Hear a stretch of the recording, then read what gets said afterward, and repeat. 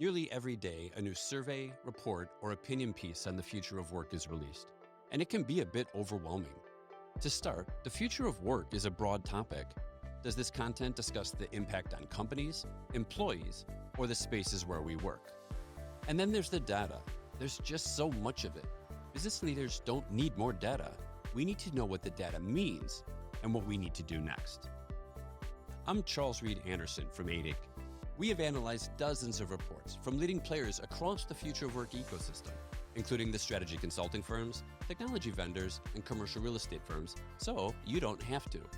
As part of our Future of Work series, we'll be sharing how all that data ties together, as well as the actionable insights we've identified to help you and your company be better prepared for the future of work.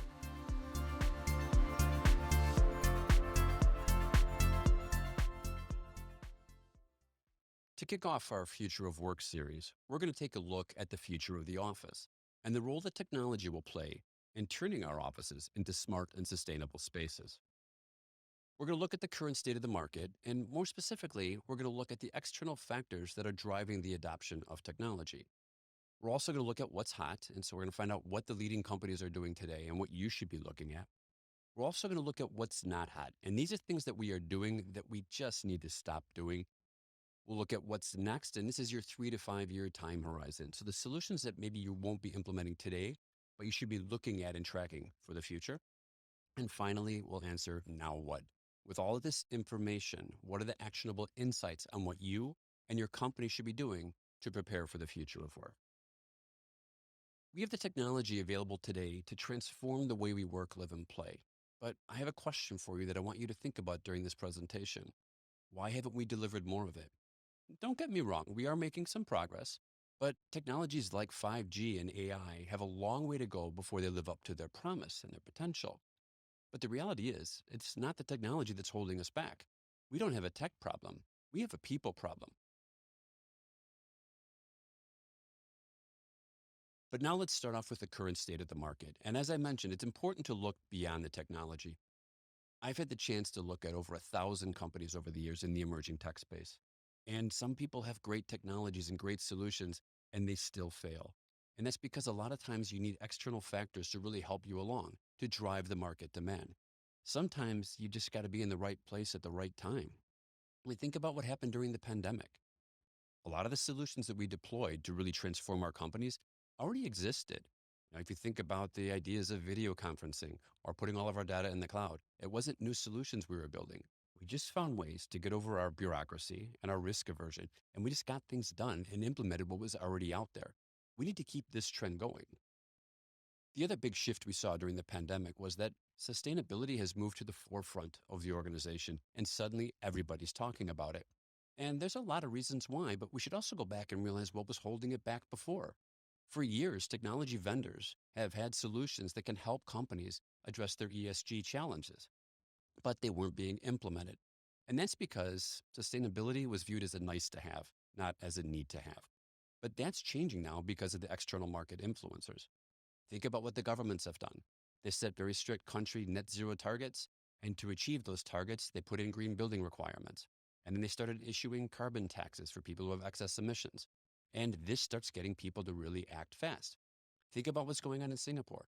Today, they're charging $3.60 per ton for excess emissions. But in 2030, that's going to go up tenfold to 36 to 57. So that's quite a big increase. I'm no expert in carbon taxes, but I do understand basic math, and that increase is going to get a lot more people talking about sustainability. But it's not just in Singapore. In New York, they're looking at increasing the carbon tax to $268 per ton. And that's going to have a massive impact on companies' bottom line. Because even though that number is going to stay the same through 2030, as the requirements get stiffer, it's basically going to increase the cost to the companies. So someone who might be paying $400,000 a year in 2024 in carbon tax will be spending $1.4 million in 2030, which means your CFOs, your chief sustainability officers, they're going to want to identify solutions that can help address this. But it's not just the government regulations that have been driving it. What we've seen is the financial markets come in, and they want to basically value companies now based on their future value, which means they want to know that they're going to have ESG targets in place and reduce their carbon emissions. They want to know that the company is for purpose and not just for profit. Real estate investors have transformed the way they look at property.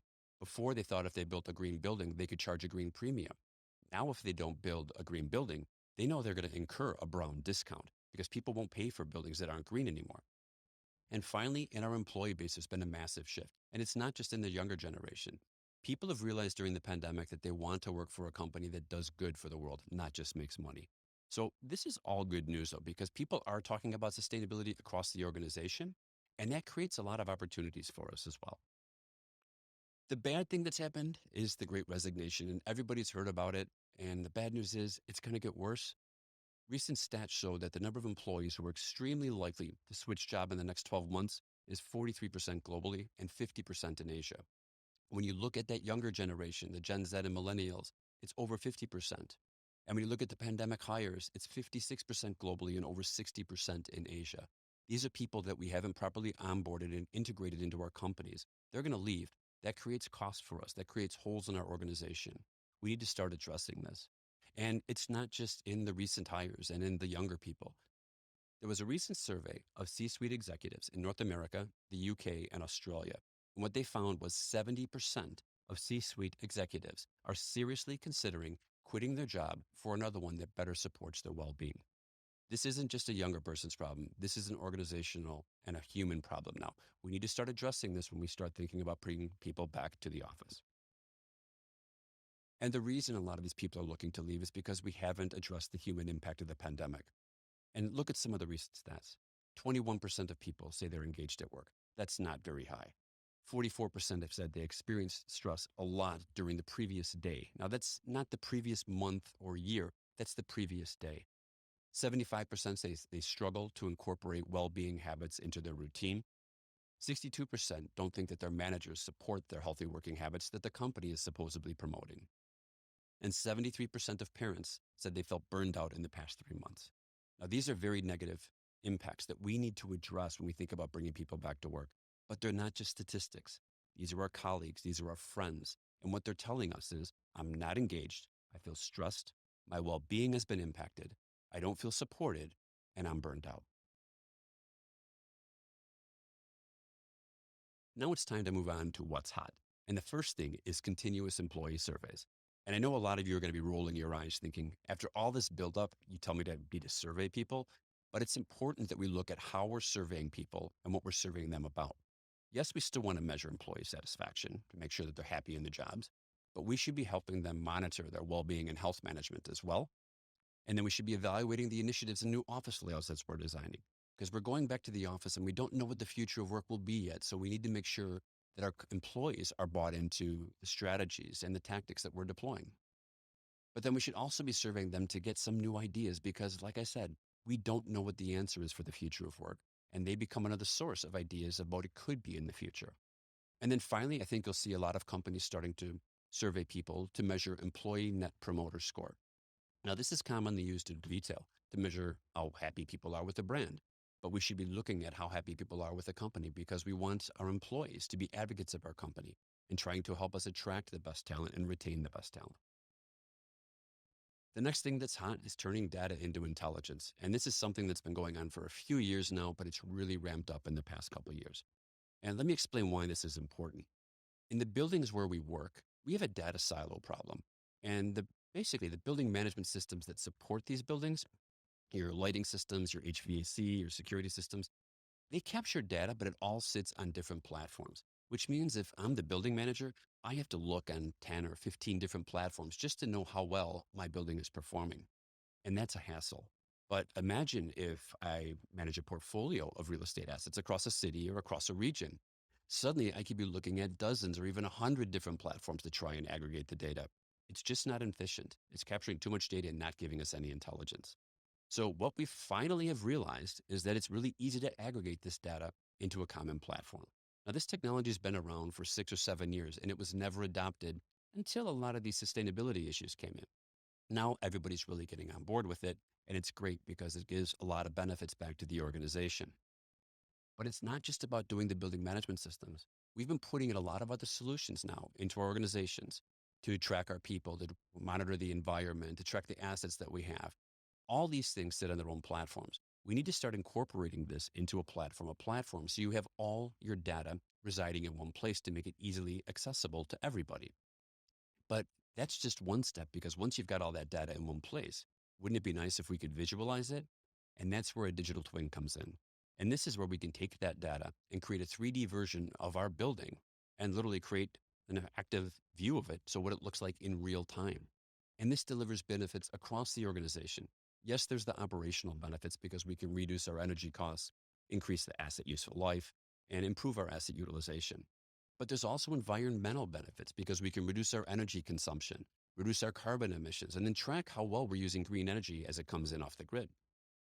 But then in our workspaces as well, it's going to deliver benefits because we can track traffic patterns so we know where people are congregating. We can evaluate how well our office retrofits and redesigns are going, and we can improve space utilization. If we've developed a new collaboration zone and no one's using it, let's redesign it now instead of waiting. And then finally, there's a lot of employee benefits we can get out of it. It's about streamlining business processes, improving productivity, and the decision-making capabilities of your organization. And what gets really interesting about this is when we think about digital twins, we initially think, oh, this is just good for the facilities or the building manager. But it's not. There's a lot of people who can leverage the data that comes off of it. Think about your maintenance teams. You can start taking that 3D model and put it into augmented reality, and people can do a much better job and more efficient job of maintaining the assets that make the building run. And I'm not saying you need to go buy some $5,000 headset. Everybody's got a smartphone. AR works pretty damn well on a smartphone. Then you've got your real estate portfolio management. Say if I'm managing 5 buildings across the region, I can now benchmark them to see which buildings are performing well and which ones we need to work on. Then you've got your workplace manager. If we are redesigning the office, we want to be able to see how it's being used and whether our new strategies are actually working. Then you have your chief sustainability officer who has to report back internally and to the market about how well you are doing achieving your ESG targets. And then finally, finance. They're going to be concerned about everything from carbon taxes to increasing the useful life of the assets so we don't have to buy more. So suddenly you've got stakeholders all over the organization who are going to be interested in your digital twin. And the thing is, these digital twins need to be designed to solve these problems for them. So that's why we need to collaborate much better. And if you really just want to understand how simple a digital twin can be, I think cities provide a great example. Most cities around the world are doing this right now. They have CCTV cameras that capture data. They've got buses that track GPS data, and they've got the taxi data. It's really easy to combine those 3 disparate data sources into a platform and see where there is congestion currently in your city. Then they're using AI to basically reprogram the street lights to basically alleviate that traffic problem. And it's a really simple thing, but it delivers a lot of value. And why people like these digital twins is because of the business case. They're not coming in saying you need to spend another $10 million on HD cameras. You can use data that you already are capturing from your existing assets and then turn it into actionable intelligence. This is an OpEx model, not CapEx, and finance likes that, and so does the line of business. But I do think we should also discuss the elephant in the room, which is the security issues. We're talking about a lot more endpoints, talking about a lot more data. That means there's a lot more risk. And what we've learned is that we're not very good at identifying these risks up front. We need to take a much more serious approach to security going forward. Otherwise, we're just going to have more and more data breaches. The next thing that's hot is digital signage. And this isn't the digital signage that you're normally thinking of. It's not the things where you come in and it says, welcome to the office.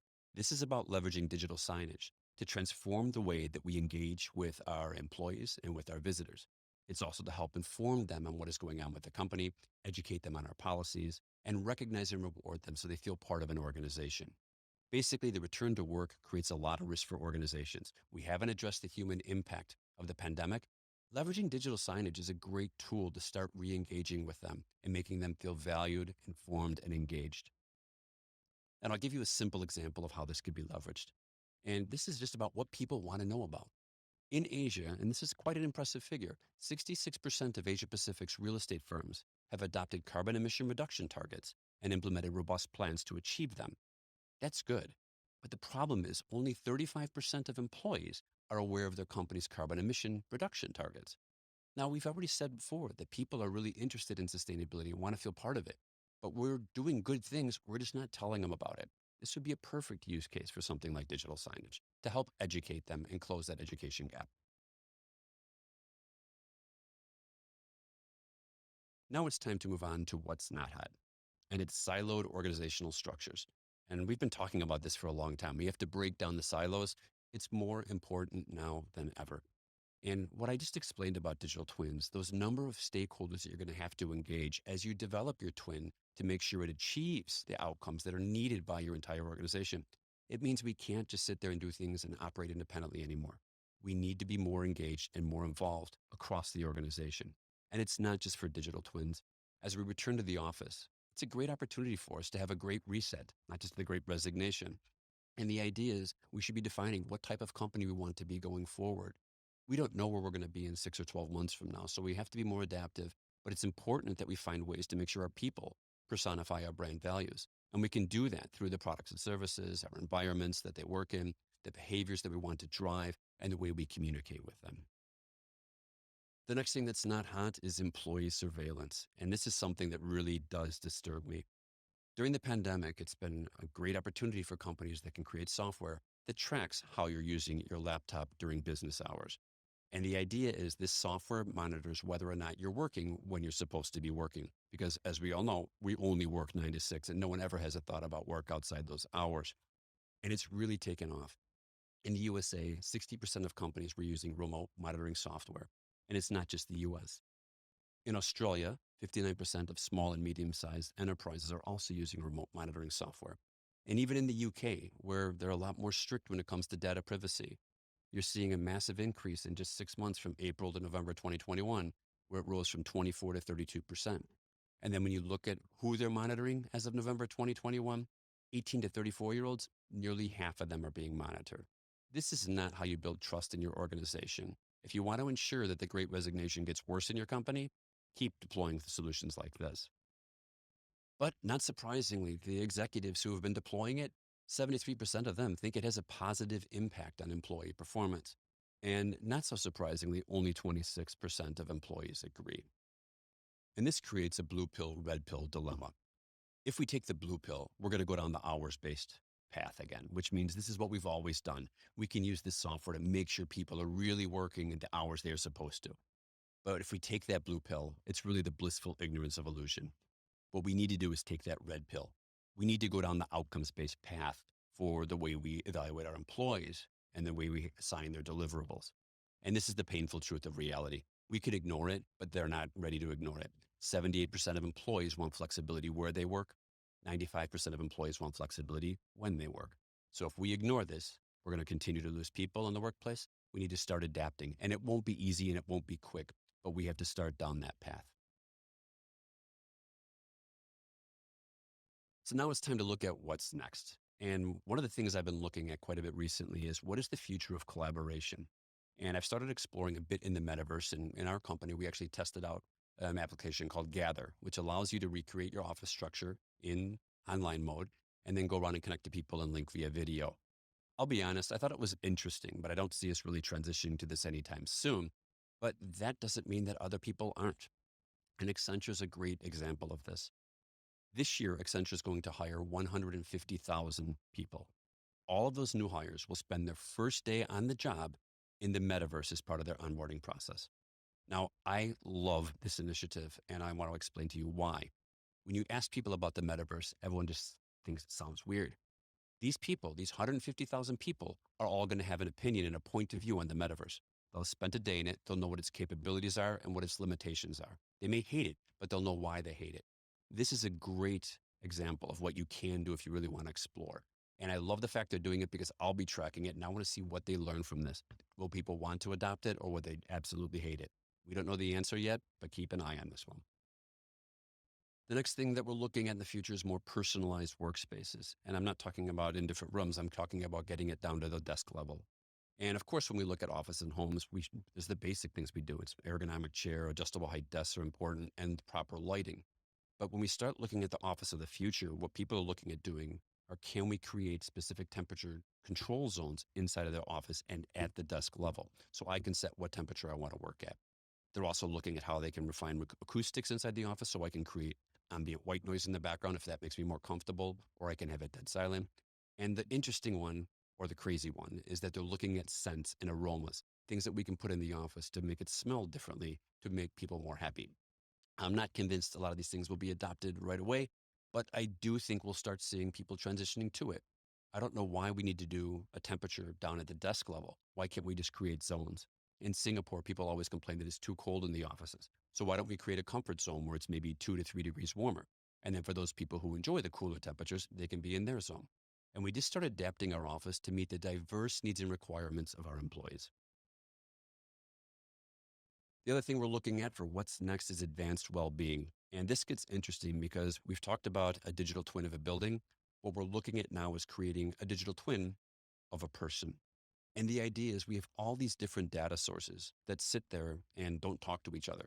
I could be wearing a consumer wearable smartwatch, and that data doesn't talk to my medical grade wearable if I have a condition like high blood pressure or diabetes. But then we run all these different diagnostic tests during the year. We've got our electronic health records, but a lot of our health records are still, basically just written down. So how do we get that combined? Imagine if we could put all of this data into a platform of platforms and allow doctors in partnership with AI to actually come up with better ways we should be leading our lives to improve our longevity. And once you build that platform of platforms, you can then start going out and engaging the wider ecosystem. You can talk to the medical insurance providers, the well-being providers who do yoga classes or Pilates. There's people who are making personalized supplements based on your nutrition level. So it's not like I'll take 5 different pills. They'll make one pill that captures everything I need. And then, of course, our doctors and our physical therapists as well. All these things can come together. But this isn't something that every company should do. This is an ecosystem play. So I don't expect you to get involved in it and try and own it all. But you should be looking for people who are starting to do this. Because as we get to the future, there's always going to be this competition for talent. And trust me, well-being is going to be a differentiator.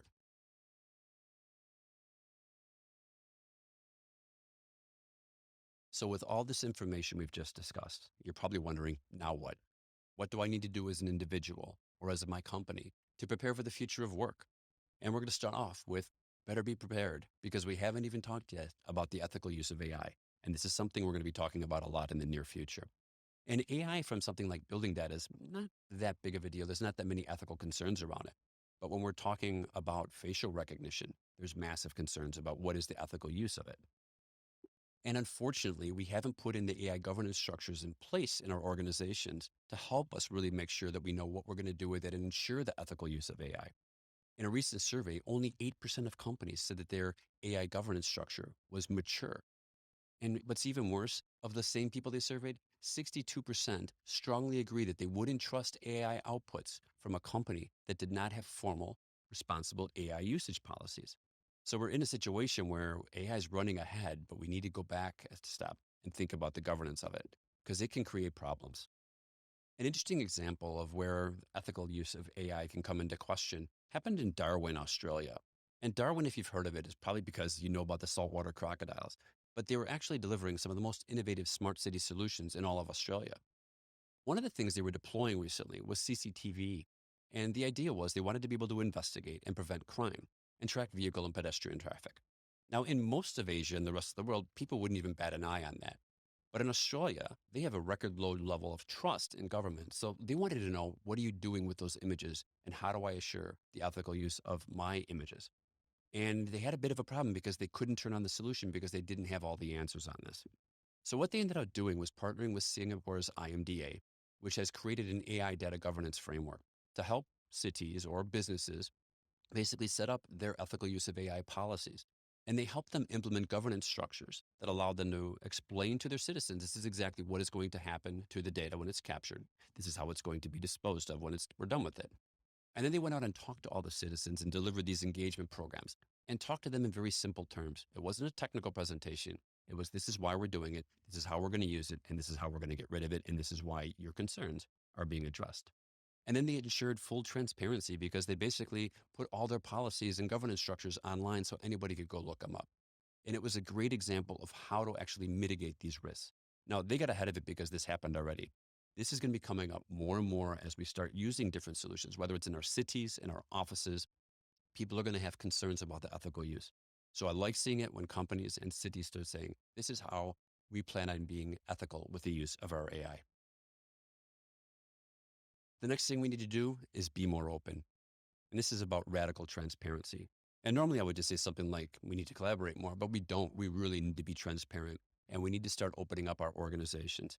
As I mentioned earlier already, when we looked at something like a digital twin, all these different stakeholders need to be involved, not afterwards, but as we develop it, because the digital twin has to solve the outcomes that they need.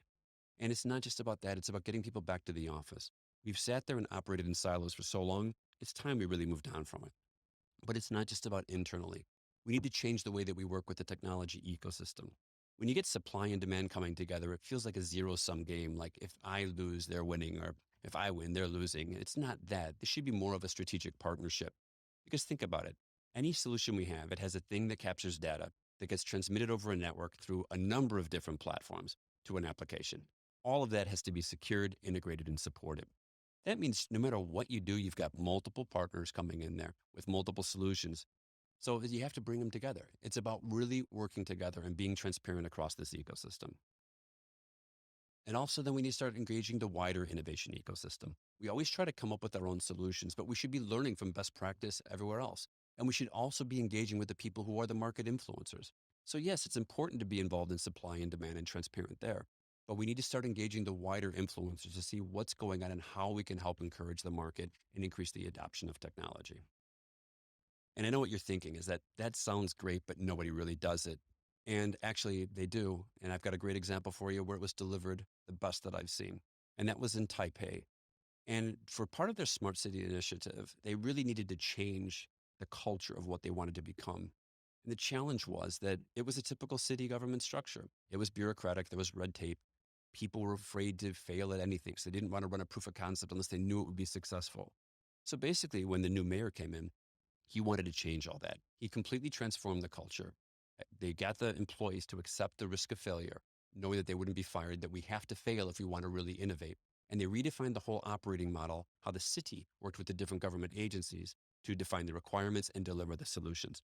Now, that was internally. The next thing they did is they went out and engaged the technology ecosystem. They proactively engaged 500 plus technology vendors. And what I love about it was they were completely transparent. They didn't give them a little carrot on a stick saying, if you come and work here, we'll give you some money. They said, we don't have money to do proof of concepts, but we have assets and we have resources and we'll let you use those. We'll also make it easy to deal with us and be very transparent in our dealings with you. That means they were happy to get involved because they had a great test bed to go out and test these solutions. And in just 2 years, they delivered over 200 proof of concepts. Now, a typical city would be lucky to do 10% of that in a year. So they really got a lot out there. Does that mean they all were successful? Of course not. But they pushed the boundaries on innovation and were really driving some great new solutions. But then they had to go out and engage the wider ecosystem. And they really wanted to understand what their citizens wanted. So they surveyed 32,000 of them in different formats, whether it was on Facebook, email, face-to-face, to understand what they want out of their city in the future. And then they realized they had all this great information and a great proof of concepts. So they created a new organization called the Global Organization of Smart Cities. And this is 200 plus cities, industry association, testbed, technology vendors who come together and talk about best practice. They also do intercity proof of concepts. For instance, in Amsterdam and Taipei, they did the same solution for AI with visual analytics to test it out in two different markets for two different specific use cases. This is a great way to share. You don't have to learn everything on your own. And they really did a great job of engaging everybody internally in the tech ecosystem and then across the wider global innovation ecosystem. And it is best practice, but you have to be aware of best practice because you can always do better. And while I loved what they did with all these proof of concepts, they didn't have a plan in place to actually get these into full deployment. So even though they had a number of solutions that were really worthy of being adopted on a much wider scale, they didn't have the budgets or the policies and structures in place to deliver them. So you can always do better. The final thing we need to remember is we need to be more human. And if you remember one thing from this presentation, I hope it's this. Technology exists to deliver human outcomes. Technology does not exist for technology's sake. So we always should be thinking of the human outcomes we want to drive with any technology deployment. The sequence of how we look at technology deployments really does matter. For instance, I might have a strategy that I want to aggregate all my data in one place, and I want to develop a digital twin. And the tactics I would do to actually do that would be aggregating these multiple platforms into a single platform, and then using a visualization model to create that 3D model of my building so I can see the activity in real time. And that would make sense to somebody if they understood a bit about technology. But that isn't going to help address all these outcomes that are needed by all these different stakeholders. And we need to focus on the human outcomes so we can talk to people about technology in terms that they'll understand. And think about it. If we're talking about our employees, we want to drive human outcomes. We want them to be informed. We want them to be empowered. And we want them to be recognized and rewarded. And our digital twins can actually help do that. So if we're talking about our facilities manager, a digital twin would allow him to reduce energy costs and consumption, save money by extending the useful life of an asset, streamline operations and maintenance, and help the company achieve its carbon reduction targets. But that's just one of these different users. You could also be talking to your chief sustainability officer, and a digital twin would allow her to monitor carbon emissions and energy consumption, implement the strategies that are needed to reduce the company's carbon emissions, educate employees on the role they play in reducing emissions, and report on the progress internally to the colleagues and externally to the markets. This allows her to be recognized as well. And there's also the workplace manager. A digital twin will allow her to track desk, meeting room, and communal space utilization, monitor and visualize density through heat maps, evaluate the effectiveness of workplace redesigns, and reconfigure the workplace to match usage requirements. And this is an interesting one. Our buildings and our offices should become a living organism. We shouldn't be waiting until 3 years are up and then suddenly redesign it. We should be doing it in real time. I started this presentation by asking you why, given the amazing technologies and solutions available today, we haven't delivered more of them. Hopefully this presentation has explained to you why that is and what it will take to improve the situation. And most importantly, I hope I've explained to you that we can transform the way we work, live, and play. We just need to be prepared, we need to be open, and we need to be more human.